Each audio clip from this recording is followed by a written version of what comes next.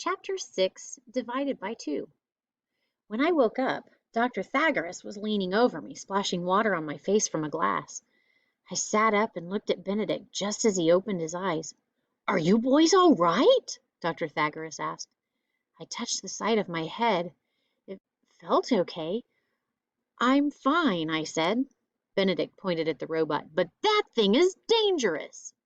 "I don't understand it," Dr. Thagoras said. "Cypher has never done anything like this before. Something must have completely overloaded the central logic circuits." "We'd better catch up with our class," I said.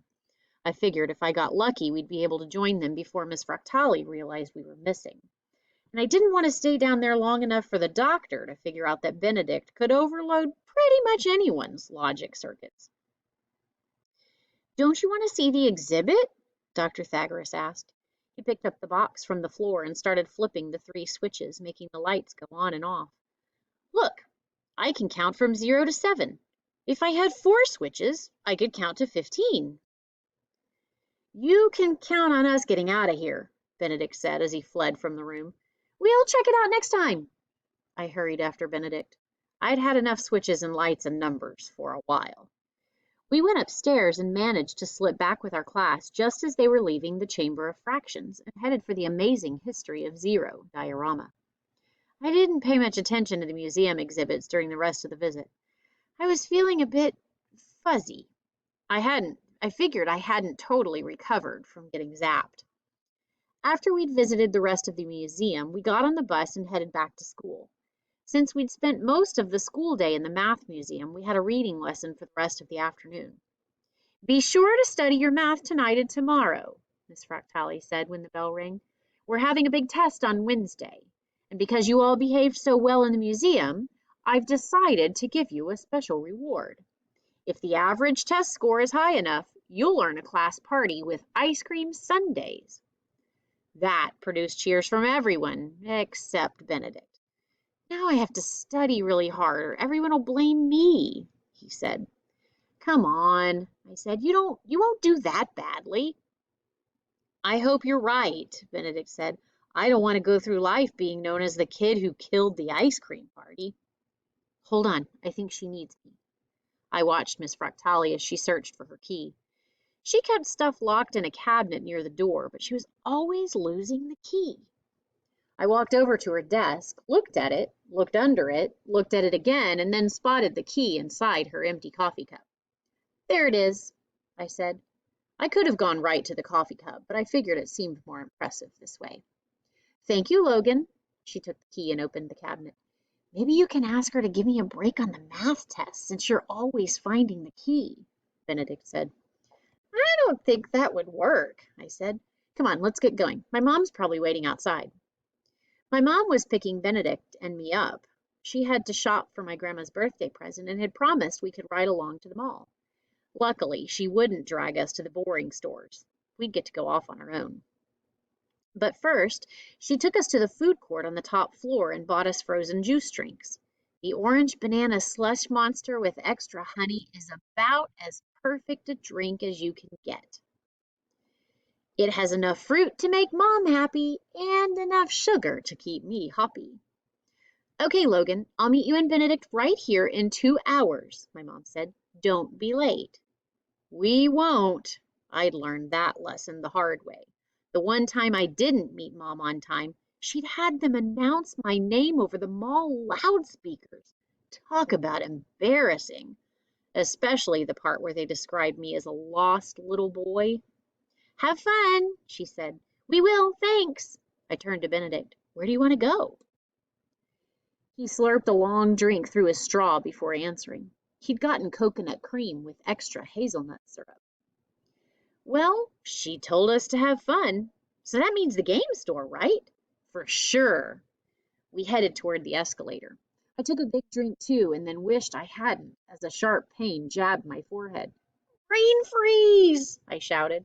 "Ah, you weakling! That never happens to me."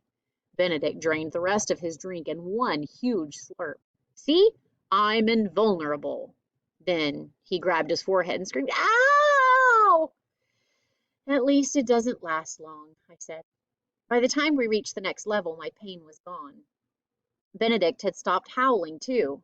He glanced at his watch as we headed for the ground floor and then frowned and looked at me. What time are we meeting your mom? In 2 hours, I said. You heard her. Yeah, I know it's in 2 hours, but what time will that be? Are you kidding? You really did freeze your brain. I checked my watch. It was 4:15. I opened my mouth to tell Benedict the answer. My mouth remained open, but no sound came out. You too? Benedict asked. Me too. I stepped off the escalator at the bottom. It's 4:15, I thought. In 2 hours it will be. I had no idea what the answer was or how to figure it out. I couldn't even think of the right way to get started, no matter how hard I tried. I can't do the math, I said. The pain was gone. My brain wasn't frozen anymore, but there was something wrong with my mind. What do we do? Benedict asked. I looked back up toward the food court. My mom wouldn't be happy if we weren't there when we were supposed to be. I guess we have to go back right now and wait up there for her, I said. It's that robot at the museum, Benedict said. He did this to us. I remembered his words. You need to be numbed. That's what was wrong with us. Our minds had been numbed. I wonder how bad it is. Ask me a math problem. What's 1 plus 1? Benedict said. I have no idea. 9? I guessed. Could it be 9? How would I know? Benedict said. Good point. This is worse than when you could only speak in puns, he said. A lot worse. Especially since you weren't the only person to get zapped. I'm numbed too. I knew you'd get me in trouble. Me? I shouted. You're the one who got us numbed, pushing all those buttons on the robot. We argued about it all the way back to the food court. The only thing we agreed about is that we had to return to the museum as soon as possible to see if Dr. Thagoras could help us. We grabbed seats at an empty table, but Benedict didn't sit for long. I need a cinnamon bun, he said. We could be waiting here forever. I can't wait that long without a snack. He pulled out his wallet and walked over to the gooey bun stand. I watched him as he looked up at the prices, then looked down at his wallet, and then back up at the prices. He kept doing that. Finally, I went over. What's wrong? He handed me his wallet. I don't know if I have enough money. He had some dollar bills. I tried to count them, but I didn't know how. So I took them all out of the wallet, went up to the counter, and asked the guy behind it, Is this enough for a gooey bun? You can't count? The guy asked. We just had our eyes examined, Benedict said. We're not supposed to use them for an hour.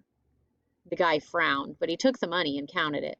I watched what he did, but it still didn't make any sense. He smiled and said, It's just enough. He handed me the cinnamon bun. I gave it to Benedict. Thanks, Benedict said. He turned to the guy and asked, Shouldn't I get some change? Oh, yeah, sure. The guy reached into the penny dish and gave Benedict some coins. Here you go. Benedict stared at the pennies. I tugged at his arms. Just be happy you got the bun. We had no idea how much Benedict had paid, but I had the feeling the guy behind the counter had given himself a big tip. We went back to the table where Benedict ate his bun, and I wondered how many other things would be impossible if I couldn't do math. I glanced at my watch again. I knew what time it was. I guess that didn't need math skills, just reading. But I had no idea what time it had been 5 minutes ago, or what time it would be an hour from now. I looked around at the menu boards in the food court. I could read the prices. I could see what a burger cost and what fries cost. But I had no idea what it would cost if I wanted both. We really need to go to the museum, I said. Benedict said, nodding in agreement as he chewed a mouthful of his cinnamon bun. This really is all your fault, I said. I thought about getting a bun for myself, but I really didn't want to go through the terror of buying it. I never would have guessed it would feel so awful to lose my math skills. Happily, Benedict broke off a big piece of his bun to share with me. That helped pass the time. Logan, Benedict, I'm proud of you, Mom said when she met us. She glanced at her watch. You're here right on time. I checked my own watch. It was 6:15. Not that those numbers really meant anything to me. That's when Benedict did something I'd never seen him do before. Not even when he got smacked in the face with a soccer ball in gym class, or the time he touched the coal stove in the Benjamin Franklin exhibit at the History Museum to see if it really was hot. Wah! Benedict